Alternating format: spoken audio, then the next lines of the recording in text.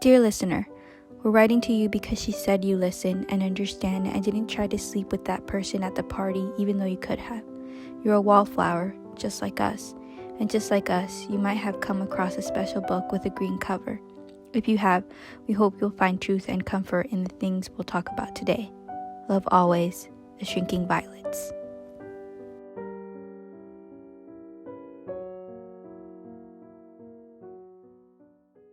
Hi, this is April. And this is Lourdes. We're the Shrinking Violets. And this is chapter 15, titled Las Ventajas de Ser Bilingue. Yeah! And basically, we decided to read a book in Spanish, and the book title of that book is Las Ventajas de Ser Invisible.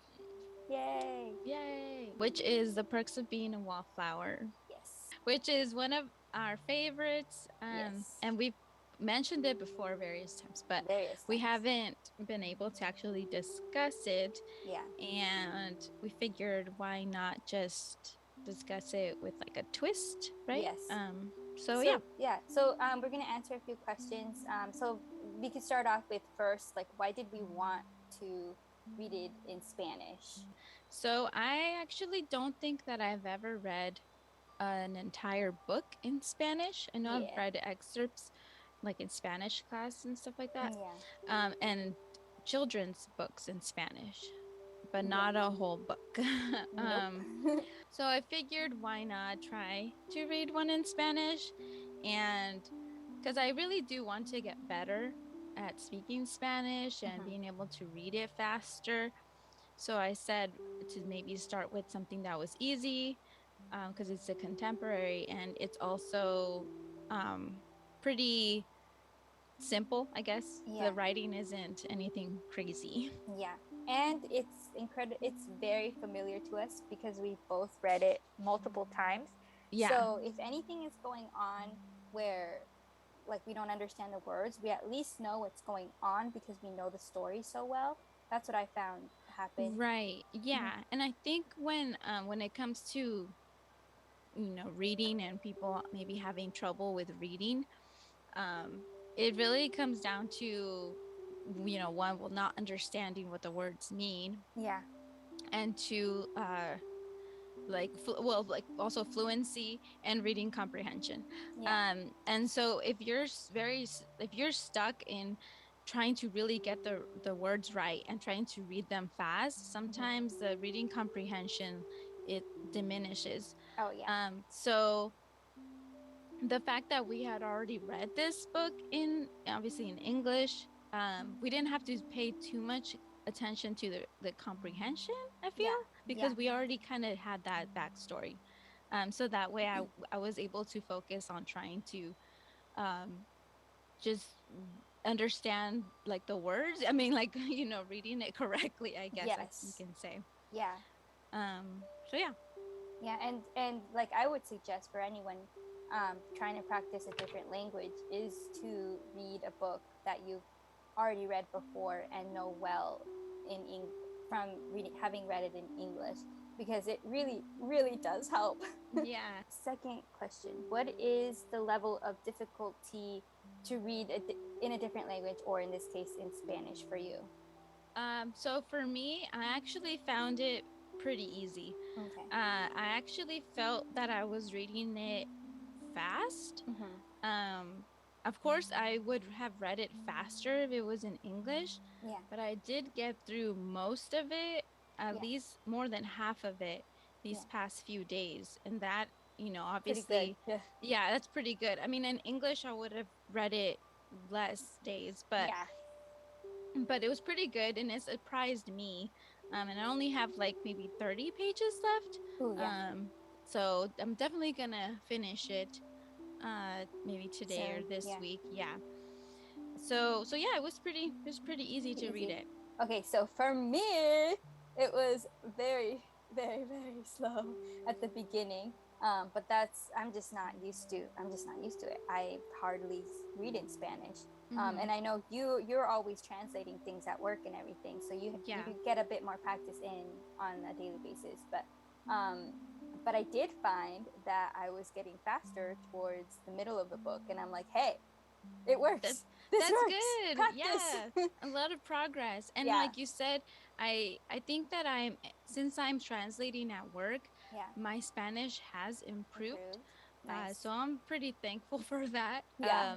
And also just like over the years, I think I've tried to speak more in Spanish, at least with my friends, because when I speak in Spanish with like my mom or like elders and stuff, it it's different, I Yeah. think, than when you're speaking with your friends. You kind of, at least we mix in obviously the English and the Spanish. So I don't know, like it's recently it just seems a little more fun to speak in Spanish with Yeah. friends and stuff. Because there's just things that you can say it in Spanish that it doesn't really, you can't really Translate. say it in English. Yeah, Yeah. exactly. This is true. So that I think that's also helped me just get better at Get better at it. Yeah. understanding, I guess, the language, which I already knew I'm like fluent, but there's always room for improvement. There's always room for improvement, and there's always words that come up when like somebody is talking to you in Spanish that only speaks Spanish, and there's a word that comes up and you're like, what the heck is that? We You're just like, want to be "What?" prepared. Yeah, exactly. So 3, were there any words or phrases that stumped you reading this? Mostly no. No? I understood almost all of the words. Yeah. I would say that there were some that, like, upon reading them I could understand in context Okay. what it is, but I can't tell you exactly the definition, or Yes. if I can translate it to the same word in English. Yes. But I can translate it to like a similar word. Yeah. So for me, there were many phrases, or I guess can call them probably like idioms or something. And I didn't write them down, but that I just did not understand. And I'm like, what the heck does that mean? But I just kind of just like breeze through them. I'm like, whatever. I just keep reading. But there were other words that in context I just couldn't get. Like they kept saying deal for some reason. And I'm wondering too, right now, I just wondered if we're reading the same translation too. Yeah. So Right? yeah. So that's what I was wondering, because mine was it was done like in Mexico. So was yours done in Mexico too, or Spain? I'm trying to figure out where it says that. And that might be also maybe why you had a harder time. Okay, so for example, there are some that, yes, there's phrases that like some of them I knew just because I just kind of know some Spanish, like Mexican slang. But other ones I'm like, wait, what? Yeah. Like for example, I think it was in December 25th. It's talking about how his brother's girlfriend. Yes, Brother's girlfriend said he's kind of talking about her, how she's actually smart and blah blah blah. Yeah. And his sister is saying like, no, like I bet you she's not, kind of, Yeah. So it says, yo estaba de acuerdo con ella, pero entonces mi hermana empezó a decir que mi hermana no era más que una tortillera mala onda. That's the one. That's one of the phrases that I'm like, what does that mean? Yeah, so so I'm like, I know what at that point I knew what the whole story, what that part of the story was. I remember it. But when I look in the English version, because I'm like, okay, I want to know what that word is. And it says, my sister started talking about how the way women looks is not important. I agreed, but then my brother started saying how my sister was just a bitchydyke.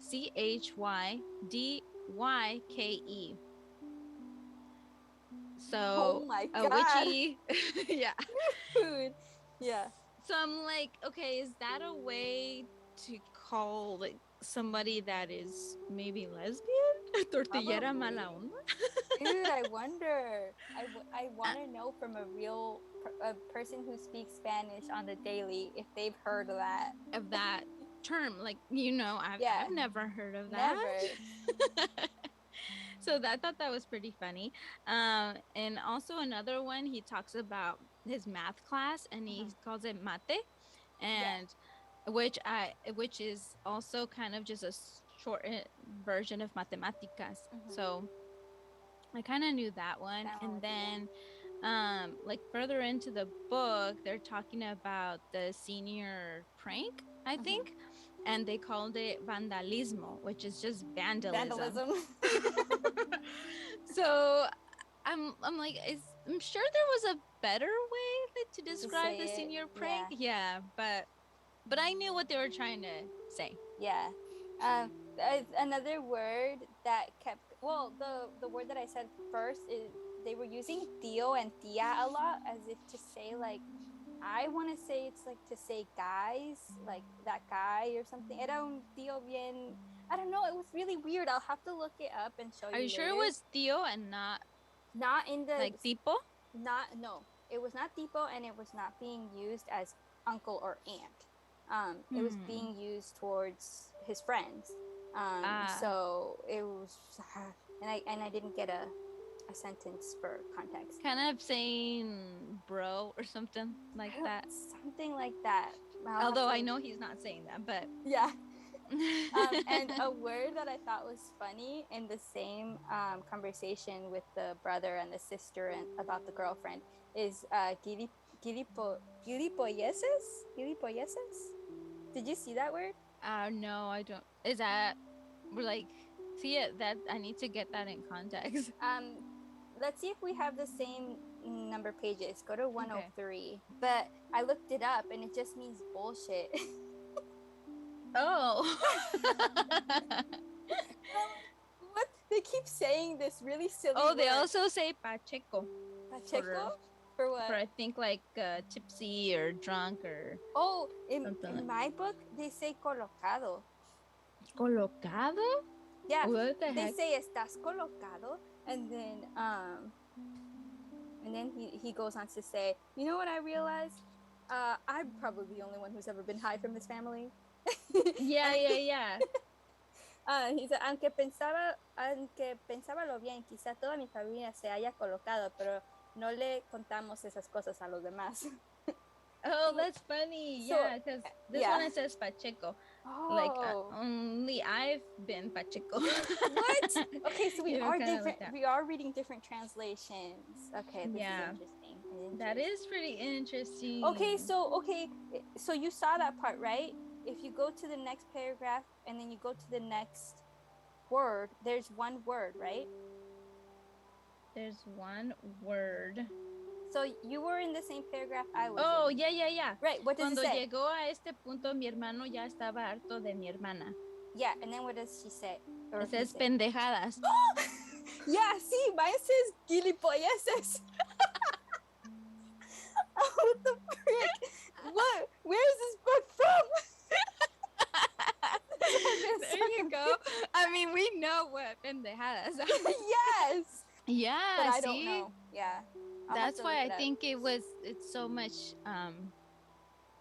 more understandable for me. Yeah, that could be it. So number 4, did your understanding of the story stay the same when you were reading it in Spanish? Yes, but not at first. At first I felt, I wasn't sad that I was reading it in Spanish, but I was kind of missing English Charlie. I was too, although I do a very good job at using the same voices I use for English and putting them into Spanish. I do a good job at making them sound the same, but you do have a feeling of missing, right? What to me know. It wasn't the same voice at first. I don't know, it just felt like it was some other kid. Some other kid. But at as I kept reading it, then I was starting to get actual Charlie back. Yeah. and I just had to get used to it. Yes, just get used. Okay, were there new things or different things you noticed this time around? So I don't remember when was the last time I read it, Mm-hmm. but I know I was definitely like 20s, blah blah blah. I don't know. Mm-hmm. But I think this time around I noticed more the relationship between him and his parents, Yes. or Yeah. just the parent, like their parenting, as opposed Yes. to others, and just the generations of like what they experienced and how that affected them as parents, Yeah. and how Charlie reflects on his parents and how he wants to be when he's a parent. Yes. Along the same lines, I noticed how much adults don't realize that their kids are listening and learning from them. Yeah. The whole family thing, I'm wondering if maybe I didn't realize that before because I wasn't as an adult as I am now. I don't know. Yeah, I felt like I tend to focus more on the friendships Yeah. um before, but now and it's funny because he obviously thinks a lot about his parents and So much. about grown-ups in general. Yeah. He has these stories that he gets about his mom's side of the family. There's like Yes. almost whole letters, because they're not chapters, Yeah. just on that. And there's a whole other letters just on his dad's side of the family, and Yes. like the trauma that they went through. Yeah. um but like the part where he where they find out that ponytail Derek hits Yeah. his sister, Yeah. and his father obviously gets upset and drives him back to his house and tells his parents like, oh, your son hit me and blah blah blah. I hit my daughter. Yeah. uh and then I think Charlie's all talking about like, well, he didn't really do much. He kind of just dropped it off and just said, just make sure to get him away from, like, he can never go near my daughter again. Yeah. Um, he he goes back and it says that Charlie asked if you think that it had anything to do with problems at his house. Mm-hmm. Um, and And he said, no, me dijo que no me metiera en lo que no me importaba, porque él no solo sabía y nunca se lo iba a preguntar y pensaba que daba igual. Yeah. No todo el mundo arrastra una tragedia, Charlie, y aunque así fuera, no lo excusaría. And then so I Yeah. don't know, like that part kind of stood out to me because his dad is pretty open to, instead of just saying like, okay, Charlie, just shut up about it. And Yeah. he does tell, like, teach him a lesson how, Yeah. like, yeah, not all the not everybody has to carries this, you know trauma and like things that happens to them with them. And if Yeah. even if they did, that is no excuse No excuse. for hitting somebody else, Yeah. um so I don't know. I think a lot of the parts that he talks about his parents and his dad, Yeah. it kind of comes off as maybe his dad is kind of closed off and Yes. cold, but he's not, because he has some really good qualities. He does, and he sees him through. Uh, Charlie is a wallflower. He sees everything, Yeah, and he like the time he sees his dad cry. cry. He Mm-hmm. notices so much in everybody, and Yeah. but yeah, this last time that we've been reading it, I've been noticing way more about the adults now.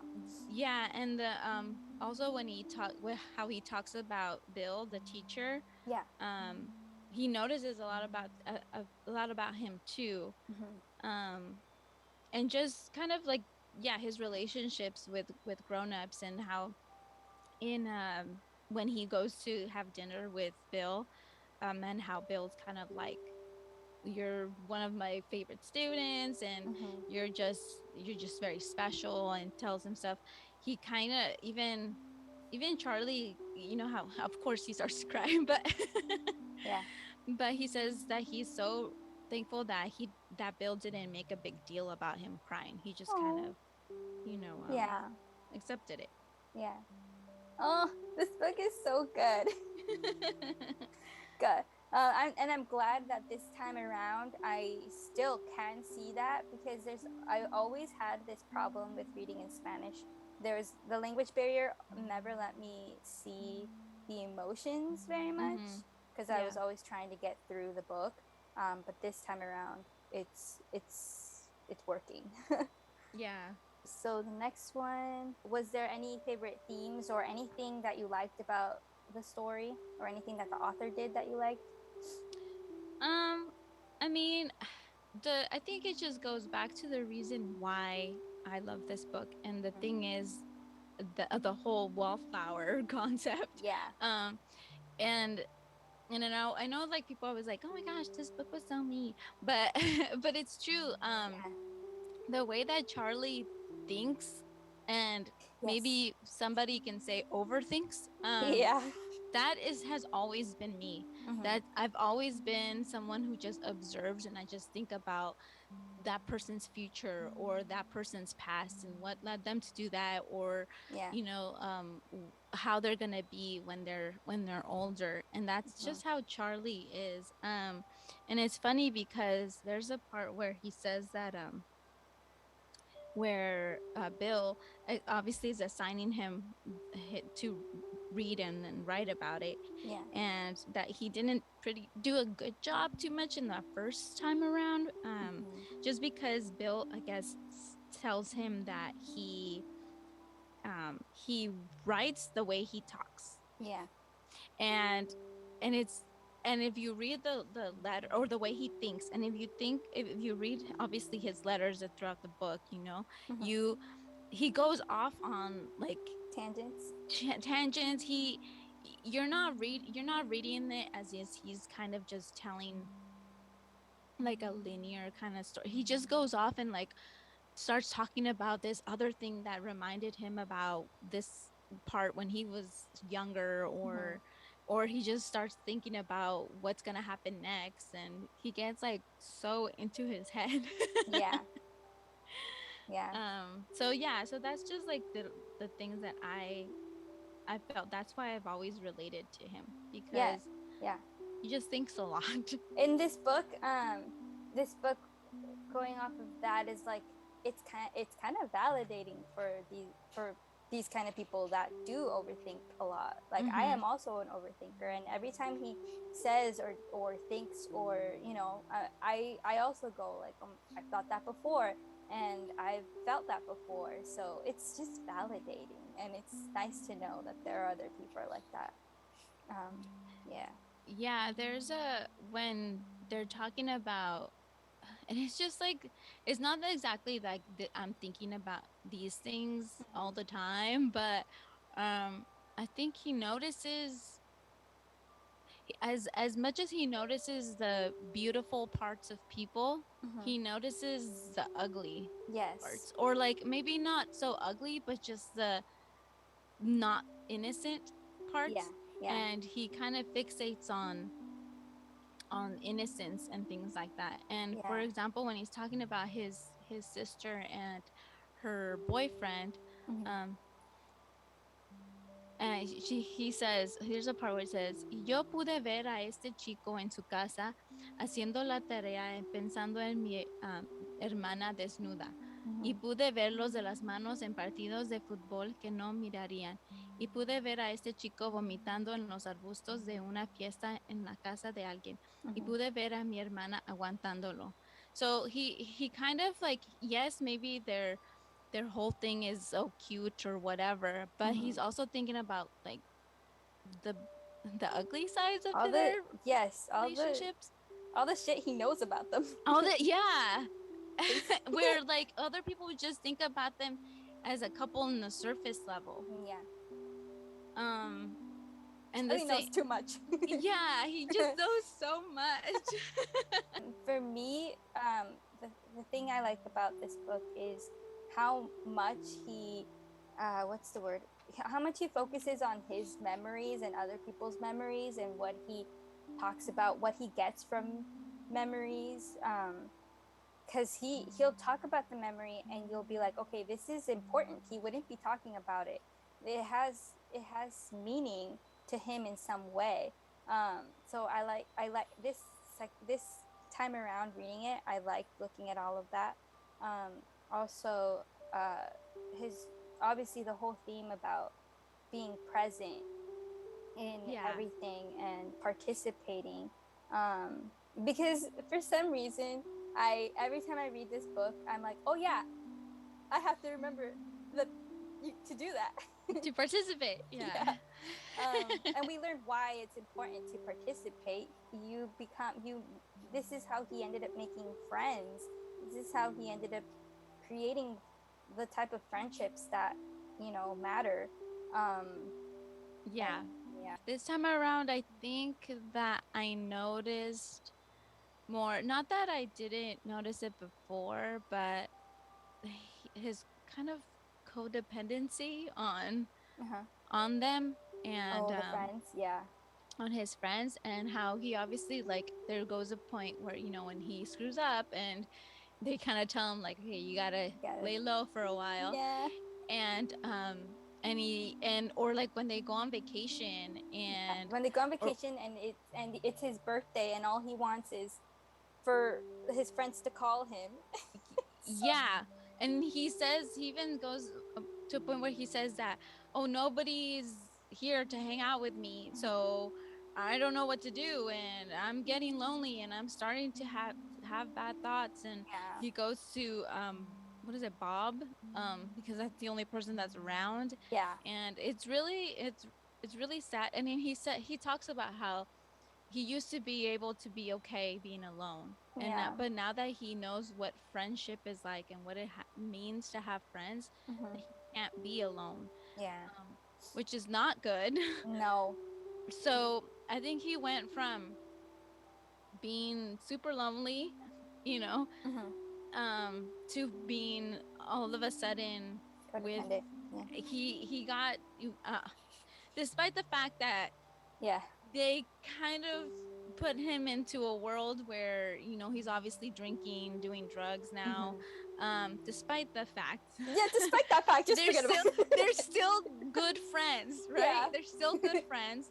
And so he goes from having pretty bad, you know experiences with friendship. Obviously, one, you know commits suicide, and then Yeah. the other, she kind of forgets about him, doesn't Yeah. really, or ignores him, Ignores him. to having really good friends. Yeah. So it was just like a drastic kind of change for him. Yeah. And That yeah. And this is why they call it coming. Wait, what is it called? coming of age. Coming of age. Yeah. Yeah. Yeah. So obviously there's some kind of lessons there. People, don't depend too much on your friends. Oh. um It's definitely a new experience these friends are giving him. yeah. And you're right about the codependency. And I didn't notice it, but I did notice it. Like, it was at the back of my mind. I'm like, he's way too sad just because his friends are gone, and that's not okay. That's Think not about okay. it as codependency. Yeah. Yeah. Oh yeah, and so the other part that I'm talking about how he notices these weird things, Mm-hmm. it also has to do with his sister and the boyfriend, and how he says that, like, what, like, he hit her, like, Mm-hmm. and then he thinks about it. He's like, this is the guy that makes mixtapes for my sister. Mm-hmm.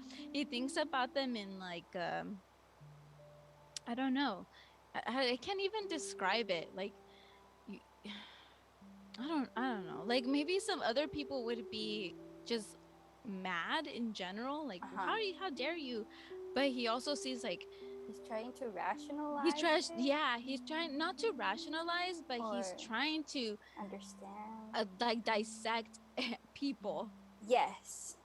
I don't know how to describe it, but he does that to almost everybody he meets. Everybody.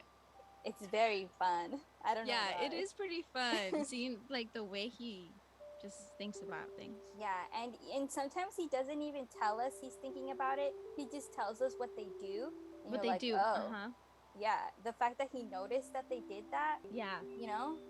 Do you think teenagers today can relate to a story that takes place in the 90s as this one does? I think yes. I think it's still pretty relevant. Yeah.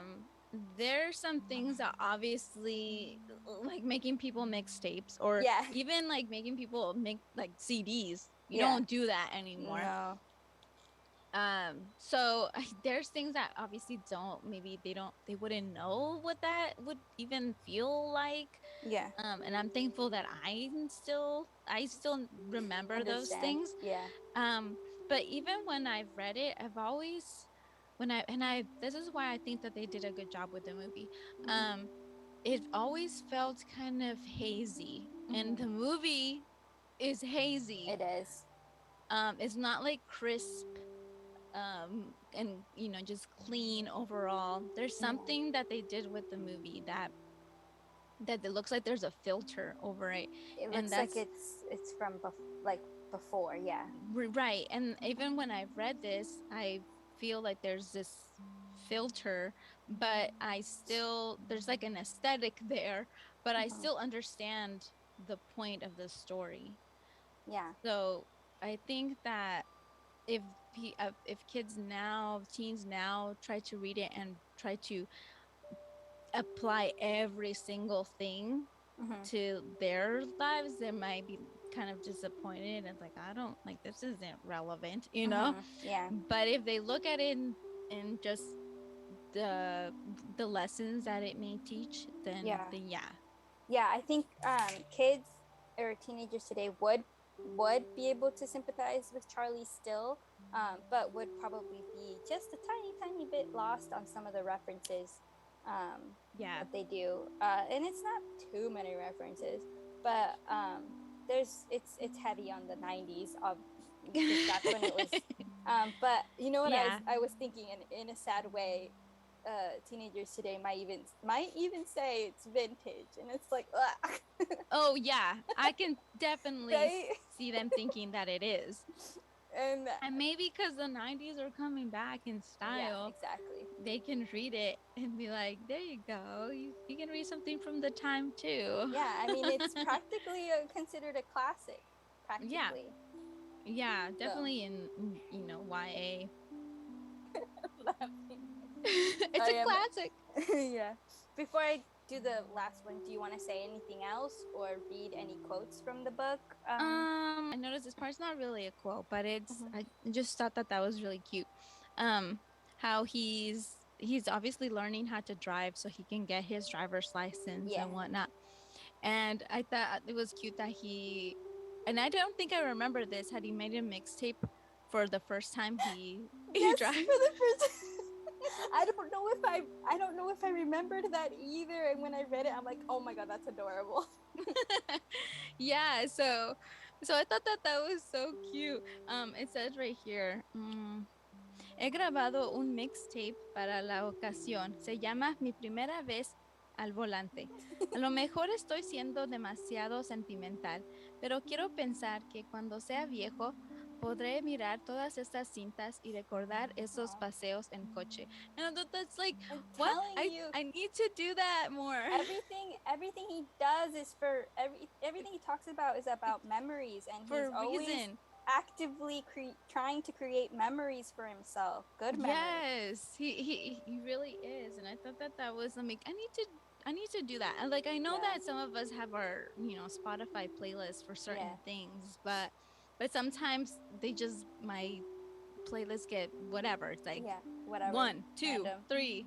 Yeah, it's just like I don't necessarily do them for little things. Well, not little things, because to him it was a big deal, but something that maybe I wouldn't have done. Yeah. Going off on the same place. I have a quote, or it's a short paragraph of where he what's it called? He compares the books that Bill was giving him and a mixtape that he made for Patrick. So let me read that. Okay. A propósito, no te he hablado de Bell desde hace tiempo, pero supongo que no hay mucho que contar, porque sigue dándome libros que no les da a otros estudiantes y yo sigo leyéndolos. Y él me sigue pidiendo que escriba redacciones y yo las hago. Durante el último mes o así, he leído El Gran Gatsby y Una paz solo nuestra. Estoy empezando a reconocer un patrón en el tipo de libros que Bell me da para leer. Igual que la cinta de canciones, es increíble sostener cada uno de ellos en la palma de la mano. Todos son mis favoritos, todos. So, Yeah. yeah, when I read that, I'm like, oh my God. It's funny because I marked that one too. Yeah. And I was also just thinking how, and he says that like more than once of how he says like, oh, I got a new book and it's not my favorite. Yeah. Like it and I understand that. Like Yeah. you're gonna be super excited about things. So why can't you just say that it's your favorite? Yeah. Yeah, I really like that, and I just love that I was able to see, even reading it in Spanish, I was still able to see the metaphors. I was able to understand metaphors in Spanish, and I was completely like, I for some reason I thought I was dumber than I was, but I'm actually pretty smart. Yeah. Okay. And the last thing is, what other books would you like to read in Spanish in the future? So I do definitely think that it would be easier for me to just continue reading some contemporary ones. Mhm. Um, maybe also just YA for a while. Yeah. But I do eventually want to get to some classics that were written in Spanish. Oh. Yeah. Yeah. The reason I That say would that, be my yeah, life goal. your life goal. The reason I say that's because I took a Spanish literacy AP class, and Okay. all we read was Spanish books, the Oh yeah. classics from that were written in Spanish, like Don Quixote, and I can't remember the other ones, but they were Hmm. from Spain, and they were just so hard. Yeah, see, I didn't take Spanish AP Lit. So Yeah. I don't know. I don't have any experience, but at least that would just be a challenge for me. And I'm Yeah. not saying this is going to happen sometime this year or next Yeah. year, but eventually. Eventually. Yeah, I couldn't. I honestly would just try reading more of the books I've already read, because that really did make me improve in the little time that I spent reading this book. And I guess another book that I would read, or maybe the next book I'm thinking of trying to read in Spanish, would be Anne of Green Gables, because I know that story pretty well. Oh, okay. Yeah, I think that would be the book I would read next. Yeah. So yay. I Yeah. have a little quiz thing Yeah. for you. Ooh. Yeah, well, it's really nothing too hard. This is fun, and it's only 5. And then I did find a BuzzFeed to see which character we would be. Yeah. So let's just do that. Okay. So this one is called the Nothing Quiz. Okay.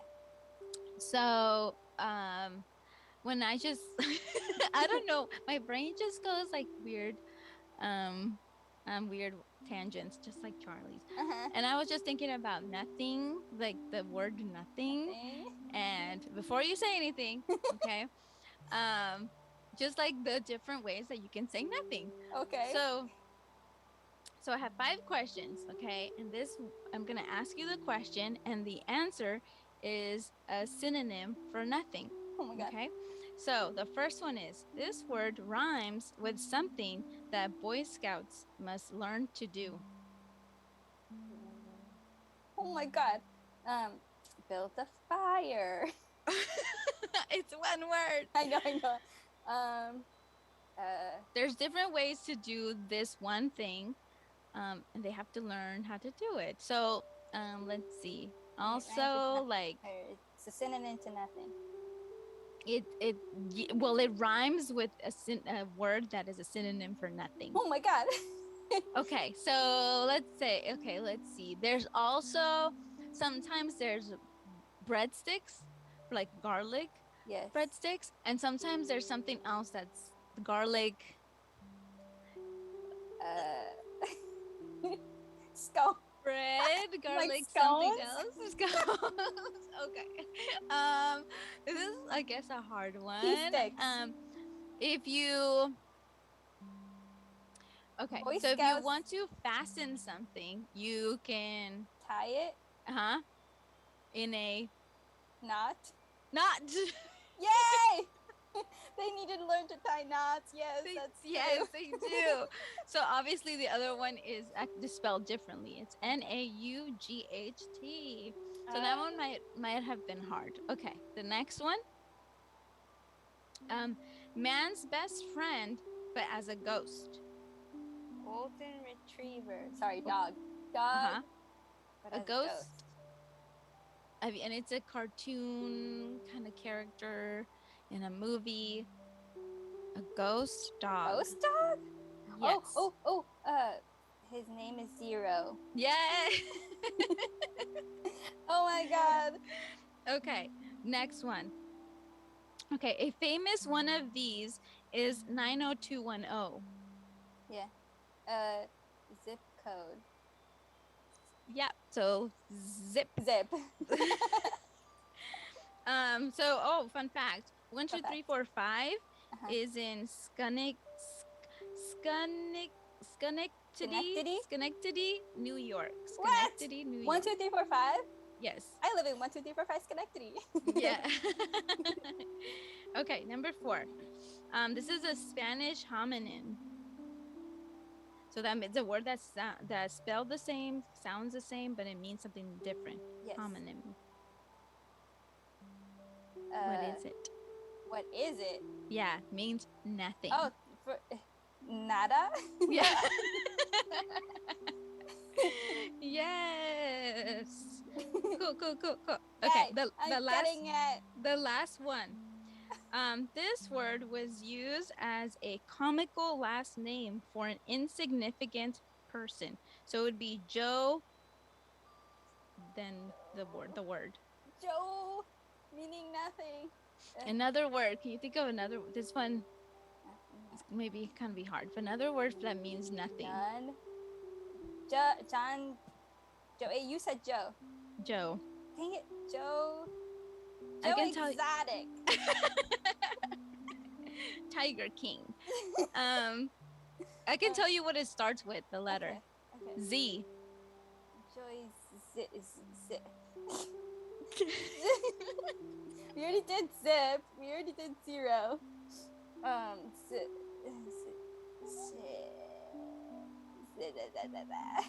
don't know. You want the answer? Sure. It's zilch. Zilch. Wait, Joe Zilch? Yeah, that's just kind of like a saying for somebody that is insignificant. You would call them. They're just a Joe Zilch. I would never have known that. No, me neither. That one was the last one. Yay! I did it. Okay. So that was that part, and then we can just do the quiz and see who we are. Okay. So I'll do yours first. So what's your favorite school subject? Math, English, theater, econ, history, or woodshop? English. How do you want to spend Friday night? Going to a football game, eating desserts at King's, house party, watching the Rocky Horror Picture Show, going for a drive, or staying in and listening to music? Staying in. Pick a song from the soundtrack. Come On Eileen, Asleep, Teenage Riot, Heroes, Temptation, or Dear God? Dude, that's hard. But Come On Eileen, because I could always dance to it. Dance, yeah. Choose a book from Charlie's reading list. To Kill a Mockingbird, A Separate Piece, Naked Lunch, Catcher in the Rye, The Great Gatsby, or On the Road? Ooh, it's between Catcher in the Rye or The Great Gatsby. Which one gives me less anxiety? The Great Gatsby. Okay. Pick a 90s movie. Clueless, Pulp Fiction, Jurassic Park, Scream, 10 Things I Hate About You, or Cruel Intentions? I'll choose Clueless. Pick something random. A typewriter, This is so weird. Sadie Hawkins dance. What the heck? Stolen jeans. Okay. The tunnel song. A mixtape or a milkshake. Okay, just pick one. Wait, what was the first one? Typewriter. I'll go with Tunnel Song. Okay, tunnel song. Finally, how would your friends describe you? Wild, hipster, quiet, kind, smart, or charismatic? Dude, I don't even know. I changed. I'm a chameleon. I contain multitudes. There is no chameleon option. I don't know, because my friends wouldn't call me shy. That's strangers would call me shy. Yeah. What were they again? Wild, hipster, quiet, kind, smart, or charismatic? Probably wild. Wild. That's the one I was choosing. You're Sam! Yay! Aw. It says, like Sam, you're charming, fun, and a little mysterious. You care about your friends, family, and living in the moment. I don't really relate to her though, but No, me neither. right? Okay, let me do mine and see. History would be my class. How would I spend a Friday night? I would honestly like to eat some dessert. Yeah. Pick I'm a not song surprised. from the soundtrack. I guess I'll do Heroes. Yeah. Choose a book, Catcher in the Rye. Pick a 90s movie, Clueless.